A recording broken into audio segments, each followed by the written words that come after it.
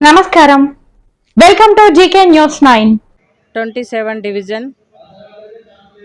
నా పేరు యనమల్ల మంజుల. Reservation SC మహిళా రిజర్వేషన్ అవడంతో నేను స్థానికురాలుగా ఆ డివిజన్లో నేను స్థానికురాలిని.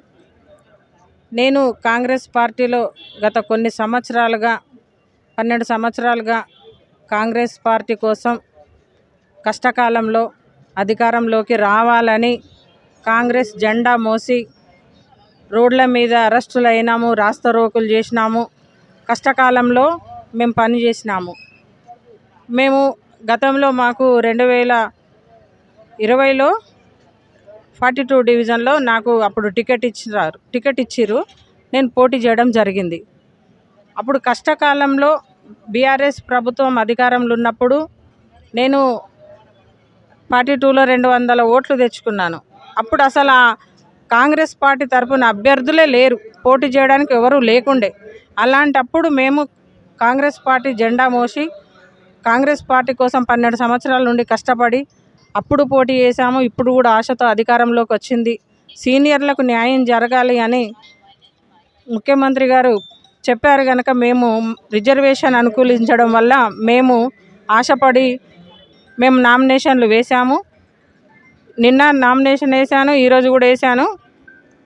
కొంతమంది డబ్బుకు అమ్ముడు పోయి వాళ్ళు మేయర్ సీటు కోసం మాలాంటి సామాన్యమైన కార్యకర్తలకు అన్యాయం చేస్తున్నారు. మా దగ్గర డబ్బు లేదని, డబ్బున్న వాళ్ళు అయితేనే గెలుస్తారని మమ్మల్ని మభ్యపెడుతున్నారు. మీరు టికెట్ మీకు ఇవ్వట్లేదు, మేము వేరే వాళ్ళకి ఇస్తున్నాము, మీరు వాళ్ళకి సపోర్ట్ చేయండి అని. మా డివిజన్లో ఎస్సీ మహిళా రిజర్వేషన్ 3 మహిళా రిజర్వేషన్లు లక్కీ డ్రాలో తీశారు. దాంట్లో 27 డివిజన్ మహిళా రిజర్వేషన్ అయింది. నేను అర్హురాల్ని కాదా? నేను కాంగ్రెస్ పార్టీ కోసం పనిచేయలేదా? కష్టకాలంలో జెండా మోసినాం మేమే.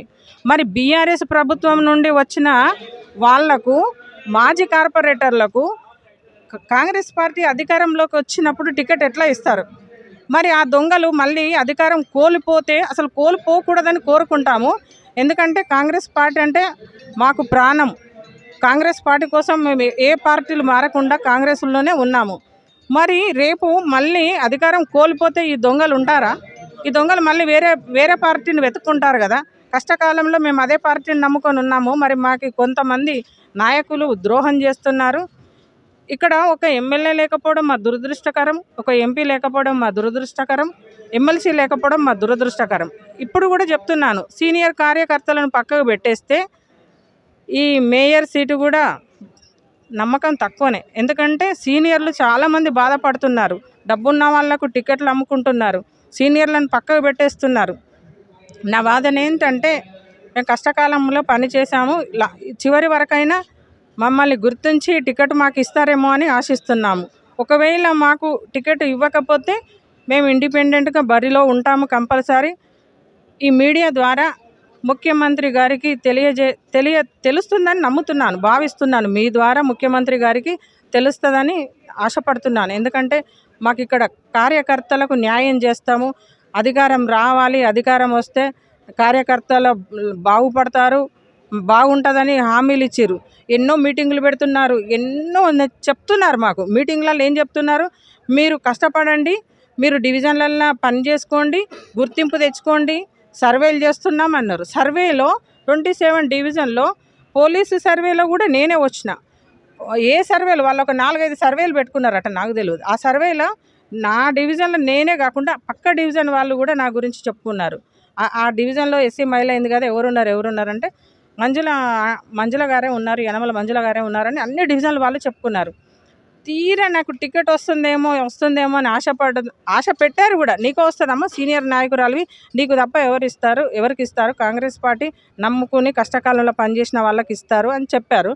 నిన్న వెల్చాల రాజేందర్ గారు ప్రకటించారట, ఈ హర్ష మల్లేశం గారి కోడలంట తను, నాకు తెలియదు. మరి ఆమె కాంగ్రెస్ పార్టీ కోసం ఏం చేసిందండి? ఎప్పుడు రోడ్డు ఎక్కింది?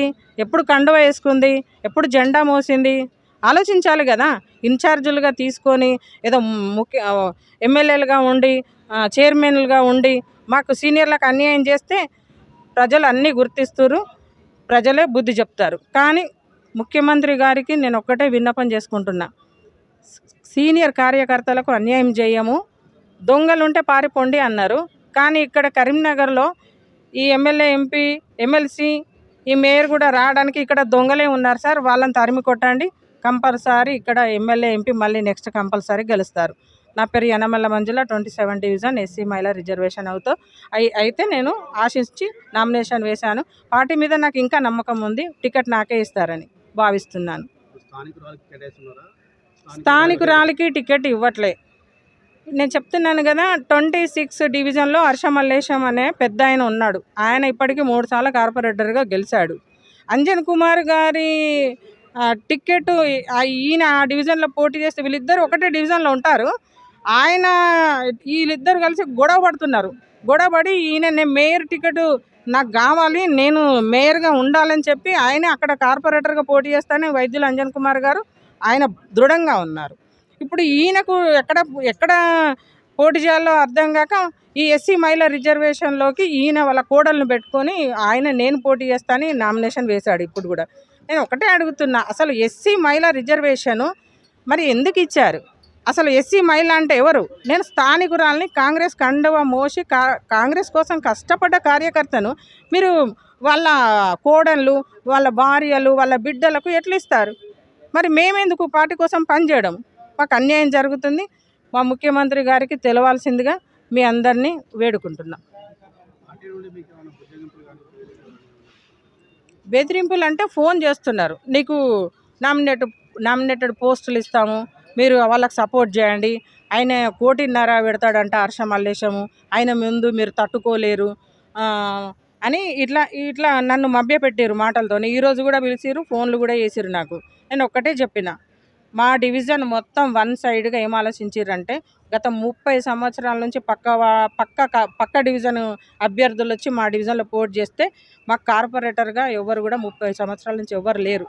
ఒక ఆలోచన చేసి ఒక జేఏసీ పెట్టుకున్నాం. ఆ జేఏసీకి చైర్మన్గా నేనే ఉన్నాను.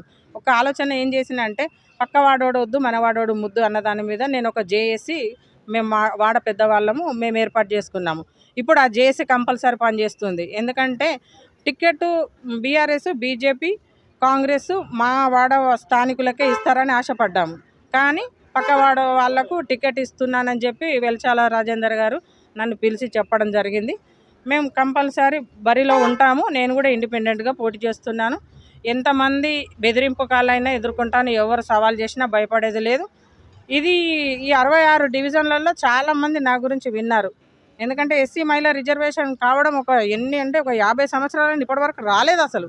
ఇది వచ్చింది, మళ్ళీ నెక్స్ట్ కూడా వస్తుందో రాదో, మాకు కూడా అవకాశం ఉంటుందో రాదో తెలియదు. దయచేసి మాకు న్యాయం జరిగే వరకు మేము పోరాడుతూనే ఉంటాము. మేము ఇండిపెండెంట్గా అయినా పోటీ చేయడానికి రెడీగా ఉన్నాను.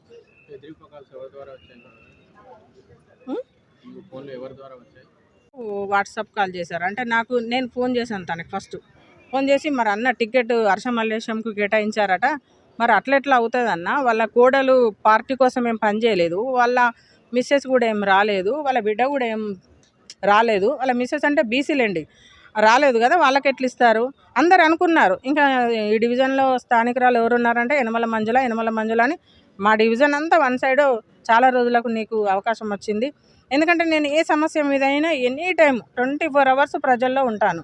సర్వే చేస్తే కూడా నేనే వచ్చిన, నా నేమే వచ్చింది. నన్ను సర్వే చేసిన వాళ్ళు కూడా లాడ్జికి పిలుచుకొచ్చి చెప్పారు, మేడం మీరే ఉన్నారు సర్వేలో, మీకే వచ్చింది టికెట్, మీకే అయితే నన్నైతే మోసం చేసిర్రు. లాస్ట్కి చివరి టైంలో ఇతన్ని చూపిస్తున్నారు. నాకు పార్టీ మీద నమ్మకం ఉంది, చివరి వరకు కూడా నాకు బీఫామ్ ఇస్తారని ఆశిస్తున్నాను.